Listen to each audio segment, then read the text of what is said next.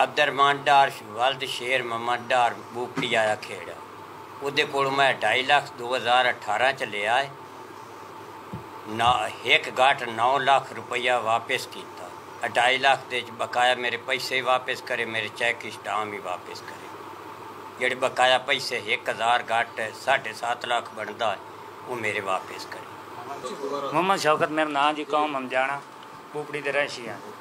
मार अब्दुरमान डार deputy driver 2007 2 lakh रुपया सूद खोर तो लिया से, जेडे 2021 तक 7 एकड़ रकबा बेचा और 49 लाख दे चुके हैं। उस तो बाद 10 लाख होर मंगता पे, जेडे साढ़े चैक और परनोट और उसका दोस्त इतने मियाँ तुलंबा रोड मियाँ चन्नू, जेड़ा पार्टनरशिप है मियाँ महमूद मियाँ ट्रेडेड, ये दोनों आदमी रलते पार्टनरशिप कारोबार कर देन जी।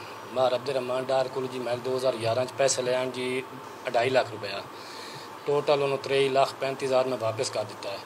तो मैं 10 लाख का मीमी लवाई वधा जी, केस करिंदा वधा जी, तो मैं मिन्नत तरला बड़ा किया, मेरी जान नहीं छड़ रहा, तो मेहरबानी की जाए। तो जी वल्द माना के जी मैं सन 2014 के अब्दुरमान डार तो 4 लाख रुपया सूद ते लिया जी।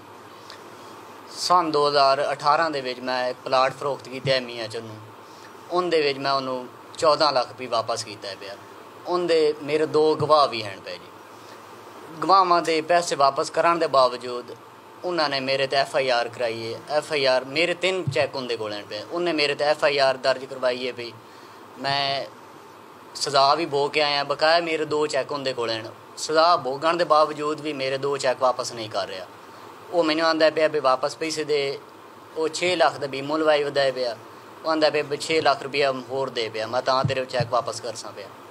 लिहाजा बराए मेहरबानी करके मेरे चैक वापस